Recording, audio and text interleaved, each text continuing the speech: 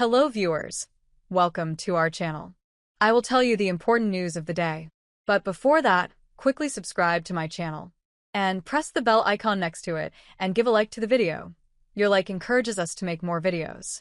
Amid Conor-McGregor fight pursuit, Michael Chandler gets bad news from UFC teammate concerning Paddy Pimblett humiliation. What happens when hype meets harsh reality? At UFC 314, Michael Chandler found out the hard way. For months, fans waited for Chandler vs. Conor McGregor. Trash talk flew, TUF promos aired, and Iron Mike stood at the edge of his career's biggest payday. But when that fight stalled, Chandler accepted a different challenge, one that many thought he'd breeze through. Enter Paddy Pimblett.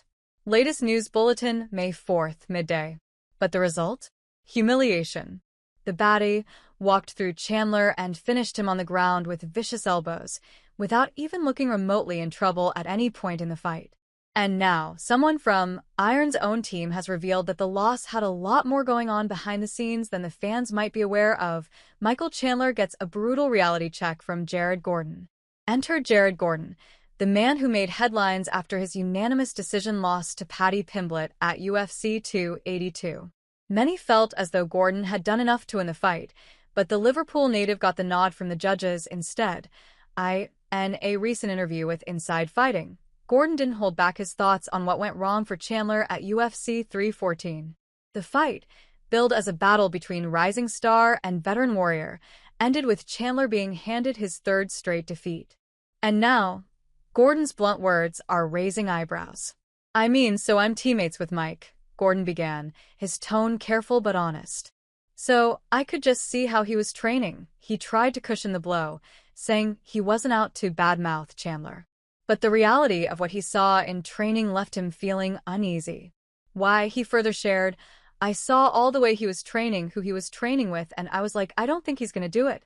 And, Mike's my buddy, but, that's just how I felt going into it. Coming from a teammate, they're not just an outside observation. They're the kind of insight that speaks louder than fight footage. And UFC pros were just as stunned as the fans. Dustin Poirier, who sat on the post-fight panel after Chandler's loss, didn't mince words as he stated, "We saw him lose again tonight. Not just lose, but get rolled by a young guy. That was a beating. That stings." Especially when it's coming from a fellow warrior like Poirier, who further shared, he didn't look sturdy on his feet. He looked like he was slowing down, and we don't ever see him slow down in the second round. He looks great and is in phenomenal shape, but these years catch up to you. Still, Conor McGregor, as unpredictable as ever, recently cracked open the door again and gave Chandler something to hold on to. After a long silence, he recently dropped a tweet that sent fans into a frenzy. He wants a stadium event if he's to return. All eyes turned to Chandler, who fired back with a cryptic post on X that read, "Unfinished business loading. Sounds hopeful, right?"